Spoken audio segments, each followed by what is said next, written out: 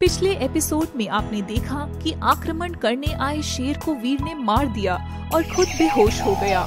जब गुरुजी ने वीर को पानी पिलाने के लिए उसका मुख खोला तो गुरुजी आश्चर्यचकित हो गए। अब आगे। ये क्या? वीर की जीवा पर चंद्र का निशान। गुरुजी चुपचाप वीर के मुंह में पानी डाल देते हैं और वीर उठ जाता है। तुम जाओ और वीर को कुटिया तक पहुंचा दो। गुरुजी वीर को कुटिया में सुला देते हैं। प्रातःकाल गुरुजी वीर को नदी के पास ले गए और उसे 3 छोटे पत्थर और एक शीशा दिया। बेटा, सबसे पहले तो ये जान लो कि तुम कोई साधारण बच्चे नहीं हो। वीर, तुम कौन हो? क्या तुम ये जानते हो कि तुम्हारे अंदर कितनी सामर्थ्य है?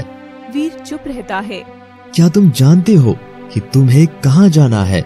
मैं कुछ समझा नहीं गुरुजी। अभी तुम बहुत छोटे हो, वक्त के साथ साथ सब समझ जाओगे। तुम अपनी मंजिल के रास्ते में मार्ग भटक गए थे, लेकिन उस शेर ने आकर तुम्हें सब याद दिला दिया।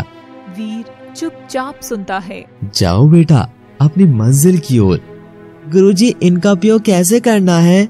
जब तुम दोनों सफेद पत्थर को आपस में घिसोगे तो तुम्हारे लिए भोजन आदि की व्यवस्था और अन्य जरूरत की चीजें मिल जाएंगी।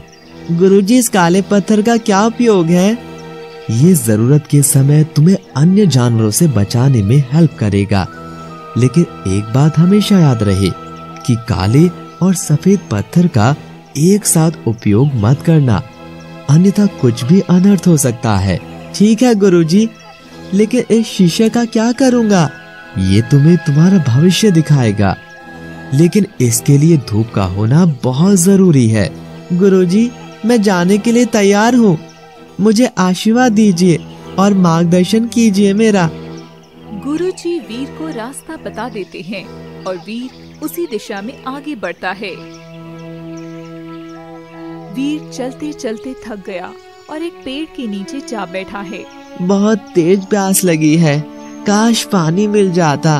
वीर को चलते चलते शाम हो गई और वह एक पेड़ की छांव में बैठ गया। वहाँ एक बूढ़ी दादी बैठे हुए रो रही है। क्या हुआ दादी, आप क्यों रो रही हो? बहुत भूख लगी है बेटा, खाने को कुछ नहीं है। वीर ने पत्थर रगड़ा और एक बहुत स्वादिष्ट भोजन से सजी थाली आती है। दादी लीजिए, आपके भोजन का इंतजाम हो गया। धन्यवाद बेटा। दादी भोजन खा लेती है।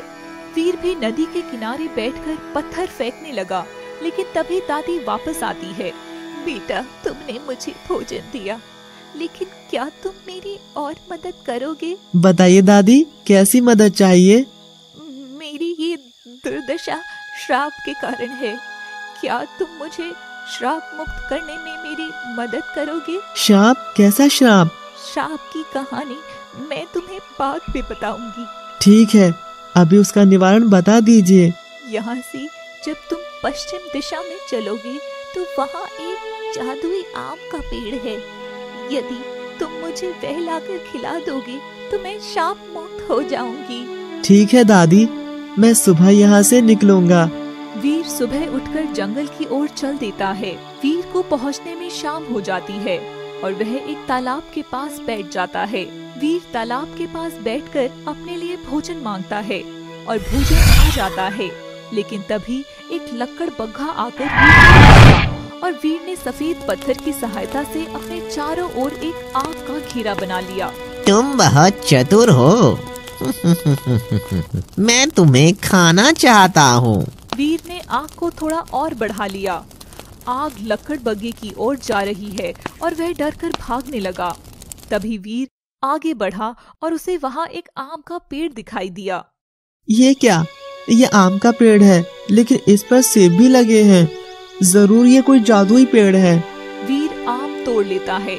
आम दादी को खिला देता है। दादी अब सुंदर परी बन चुकी है। देखो वीर, मैं कितनी सुंदर हो चुकी हूँ। उस दिन से श्राप को झेल रही थी, लेकिन आज तुमने मुझे श्राप से मुक्त कर दिया है। आप कितनी सुंदर हो, मैं ये सोच भी नहीं सकता था। आपको श्राप कैसे लगा, कुछ बताइए ना। मेरे पिता एक नगर के राजा हैं, लेकिन एक दिन सभी सहेलियां परी से हंसी मजाक कर रही हैं। परी अपने बाल धोकर छत पर सुखाने आई, लेकिन तभी नीचे ओए देख देख परी, ये मुसाफिर तुझे ही निहार रहा है। परी नीचे देखती है और मुस्कुराती है। मुसाफिर भी डरते हुए मुस्कुरा दिया। इसको ऊपर बुला लो परी। नहीं नहीं, अगर पिताजी ने इसको देख लिया तो इसे मार देंगे। कितना तू सुंदर है, कुछ नहीं होगा, बुला लो। परी मुसाफिर को ऊपर बुलाती है, लेकिन रास्ते में उसे दरबान ने रोक लिया। रुको, कहाँ जाते हो? मुसाफिर प्रेम में है, वो बिना किसी की सुने बस दौड़ा ही जा रहा है। रुको लड़के, तुमसे सब कुछ पूछ रहे हैं, बताओ कहाँ जाते हो? मुसाफिर परी की ओर इशारा करता है। सिपाही उसे पकड़कर राजा के पास ले जाता है और राजा मौत का आदेश दे देते हैं। मुसाफिर मर जाता है और उसकी माँ ने परी को श्राप दिया कि वह कुरूप हो जाए। परी उस समय कुरूप हो जाती है। यह देखकर राजा उसे जंगल में छुड़वा देता है। अब आप कहाँ जाएंगी? यदि तुम कहो तो मैं तुम्हारे साथ चल सकती हूँ, क्योंकि अब इस जंगल में मेरी जान को भी खतरा है। वीर चलने की इजाजत दे देता है और दोनों मैप में बताए रास्ते अनुसार आगे बढ़ जाते हैं। वीर और परी आगे चलते हुए एक छोटे से गांव में पहुंच जाते हैं। गांव बहुत सुंदर है और कुछ बच्चे खेल रहे हैं। रात बहुत हो चुकी है और अब हमें सोना होगा। वीर और परी सो जाते हैं, लेकिन तभी एक छोटी बच्ची सुजुका की चिल्लाने की आवाज आती है। बचाओ, बचाओ, बचाओ। वीर उठकर जाता है। क्या हुआ? तुम क्यों चिल्ला रही हो? ऐसे ही, मुझे डर लगता है रात को सोने में अकेले, इसलिए मैं चिल्लाती हूँ। वीर हंसने लगता है कि ऐसे भी कोई रोता है। आ जाओ, तुम हमारे साथ सो सकती हो।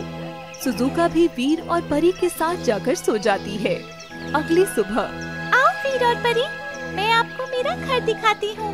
ठीक है, वैसे भी अब तुम हमारी दोस्त हो। हाँ, पक्के वाले। सुजुका दोनों को अपने घर ले जाती है, लेकिन घर में माँ बाप नहीं है। वीर के द्वारा कारण पूछने पर वह बताती है, मेरे मम्मी और पापा को कुछ अजीब से लोग उठा कर ले गए। गाँव के ही लोग बता रहे थे कि वो एलियंस थे और दूसरी दुनिया में ले गए। वो दुनिया हमसे अलग होती है। सुजुका रोने लगती है। चुप हो जाओ सुजुका, हम तुम्हारे मम्मी पापा को जरूर लाएंगे। अच्छा तुम रो मत, मैं तुमको जादू दिखाता हूँ। वीर जादुई शीशा निकालता है। ये क्या है वीर? ये जादुई शीशा है और इसमें हम अपना भविष्य देख सकते हैं। सच? तो दिखाओ जल्दी कि मेरे मम्मी पापा कब आएंगे। वीर शीशा धूप में रखता है और ये क्या? परी चिल्लाने लगती है, ये क्या होने वाला है हमारे साथ? सुजुका भी आंखों पर हाथ रख लेती है और वीर को इसे रोकने के लिए कहती है। वीर भी डरा हुआ खड़ा है। अभी उसे कुछ समझ नहीं आ रहा कि ये क्यों और क्या है। कहानी जारी रहेगी। दोस्तों, हमारी वीडियो अगर आपको पसंद आई हो तो वीडियो को लाइक करें, कमेंट करें। आगे के एपिसोड्स देखने के लिए सब्सक्राइब करें हमारे चैनल पापा टीवी को और साथ ही बेल आइकन दबाना बिल्कुल ना भूलिएगा।